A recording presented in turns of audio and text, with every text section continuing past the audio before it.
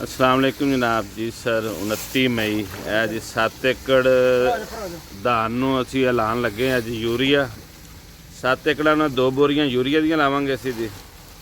ਔਰ ਇਹਦੇ ਵਿੱਚ 3 ਤੋੜੇ ਤੁਸੀਂ ਦੇਖ ਰਹੇ ਮੁਰਗੀ ਦੀ ਸਾਰੀ ਵੇਸਟ ਹੈ, ਇਹ ਡੀਕੰਪੋਜ਼ ਹੋਈ ਹੈ 6-7 ਦਿਨ।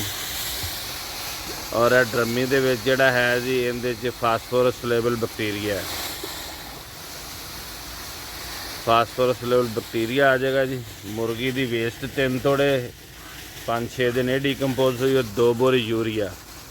और छापर जो नज़र आ रहा होना वो फटकरी पा भी विच छापर के अंदर सफ़ेद फटकरी है 7 किलो जी।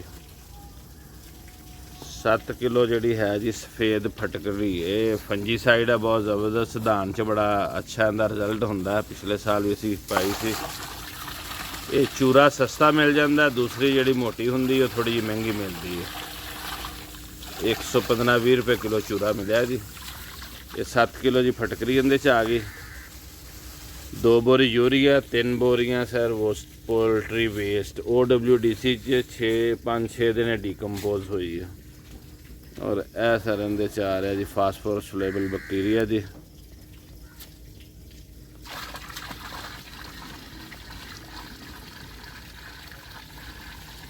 तकरीबन 50 किलो है जी ये।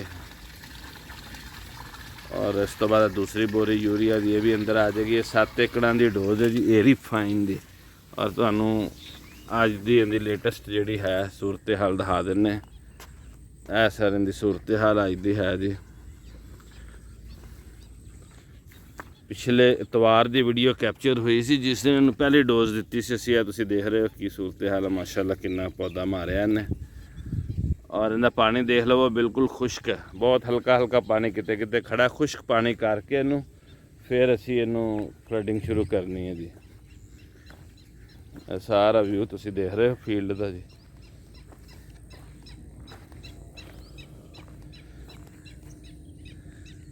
पिछली डोज जी है सी वो भी वीडियो शेयर की है। बड़ी हल्की डोज सी OWDC च डिकंपोज करके दी सी। और माशाअल्लाह तुसी इनका रंग देख रहे हो कितना अच्छा है।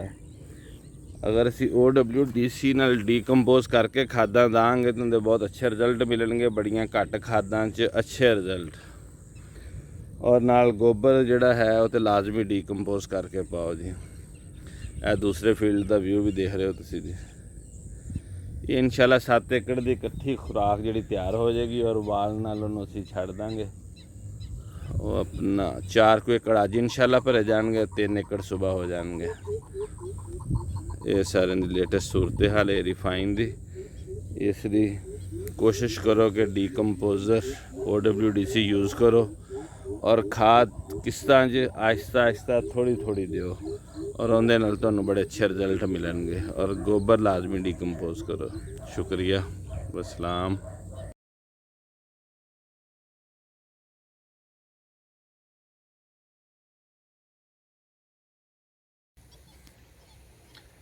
अस्सलाम वालेकुम ग्रुप मेंबर्स।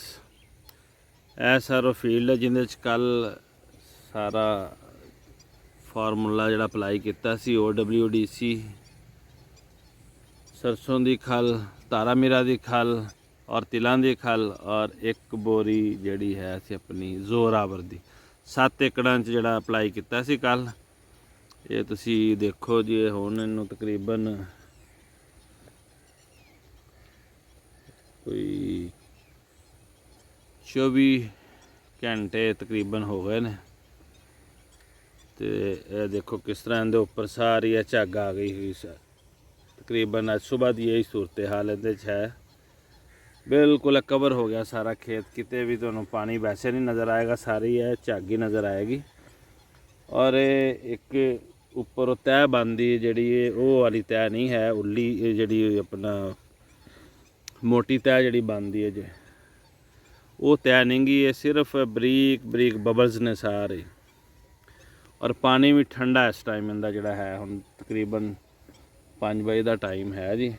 और पानी भी इनका ठंडा है, गर्म पानी नहीं है ये, क्योंकि ऊपर सारी इन्हें छाँव कर दी है। सबज रंग की देख लो जिस तरह तुम वैसे असी करते सी तो तय दूसरी आती सी सबज रंग की जी होंगी सी, जाला बच जाता सी। जाला नहीं है, ये सिर्फ बबल्स ही ने। ਔਰ ਇਹਦੀ ਸੂਰਤ ਹਾਲ ਜਨਾਬ ਇਹ ਹੈ ਕਿ ਦੇਖੋ ਤੁਸੀਂ ਮੁੰਜੀ ਦਾ ਰੰਗ ਵੀ ਮਾਸ਼ਾਅੱਲਾ ਕਿੰਨਾ ਸਬਜ਼ ਹੋ ਗਿਆ। ਔਰ ਇਹਦੇ 'ਚ ਤਕਰੀਬਨ ਪਹਿਲੇ ਵੀ 5000 ਲੀਟਰ ਅਸੀਂ 1 ਏਕੜ 'ਚ ਫਲੱਡ ਕੀਤਾ ਸੀਗਾ OWDC। ਉਸ ਤੋਂ ਬਾਅਦ ਹੁਣ ਜਿਹੜਾ ਹੈ ਕੋਈ 1000 ਲੀਟਰ ਇਹਦੇ ਹਿੱਸੇ 'ਚ ਆਇਆ ਹੋਣਾ ਇਸ ਏਕੜ 'ਚ। ਔਰ ਇਹਦੇ 'ਚ ਸੂਰਤ ਹਾਲ ਇਹ ਹੈ ਜੀ, ਕੈਂਚਵੇ ਦੇਖ ਰਹੇ ਹੋ ਤੁਸੀਂ, ਕੈਂਚਵੇ ਤੇ ਇਸ ਟਾਈਮ ਨੀਚੇ ਨੇ, ਸੁਬਾਹ ਨਜ਼ਰ ਆਉਂਦੇ ਨੇ। ਇਹ ਸਾਰਾ ਤੁਸੀਂ ਦੇਖ ਰਹੇ ਹੋ ਇਹਨਾਂ ਦੇ ਮਿੰਗਣਾ ਵਗੈਰਾ ਜਿਹੜੀਆਂ ਹੁੰਦੀਆਂ ਨੇ ਖਾ ਕੇ ਮਿੱਟੀ ਬਾਹਰ ਕੱਢਦੇ ਨੇ। ਸਾਰੀ ਇਹੀ ਸੂਰਤ ਹਾਲ ਹੈ ਜਿੰਦੀ ਪੂਰੇ ਏਕੜ 'ਚ ਇਸ ਤਰ੍ਹਾਂ ਹੀ ਚਾरों तरफ है। और बहुत ਜ਼ਬਰਦਸਤ ਰਿਜ਼ਲਟ ਨੇ ਜੀ ਇਹਦੇ OWDC ਦੇ ਔਰ ਸਰਸੋਂ ਦੀ ਖਲ ਦੇ। ਸਾਰੇ ਤੁਸੀਂ ਦੇਖ ਰਹੇ ਹੋ ਕਿਸ ਤਰ੍ਹਾਂ ਸਾਰੇ ਨਜ਼ਰ ਆ ਰਹੇ ਨੇ। ਔਰ ਐਨ ਦੀ ਸਿਚੁਏਸ਼ਨ ਦੇਖ ਲਵੋ ਤੁਸੀਂ, ਸਾਰੀ ਮੁੰਜੀ ਜਿਹੜੀ ਹੈ ਤਕਰੀਬਨ ਇੱਕ ਦਿਨ 'ਚ ਕਿੰਨਾ ਫਰਕ ਇਹਦੇ 'ਚ ਪੈ ਗਿਆ ਹੈ ਜੀ ਇਹਨੂੰ ਫਲੱਡ ਕਰਨ ਨਾਲੋਂ। ਸਾਰਾ ਪਾਣੀ ਉੱਪਰ ਜਿਹੜਾ ਹੈ ਸਬਜ਼ ਸਬਜ਼ੀ ਮਾਇਲ ਜਿਹੜੇ ਬਬਲਸ ਨੇ। ਔਰ ਇਹ ਪਾਣੀ ਵੀ ਹੁਣ ਲੱਗਦਾ ਇਹਦਾ ਜਿਹੜਾ ਹੈ ਬਸ ਰੋਕ ਜਾਏਗੀ ਹੁਣ ਬਿਲਕੁਲ। ਇਹ ਇਹਦਾ ਸਰ ਵਿਊ ਹੈ ਜੀ। ਵਸਲਾਮ।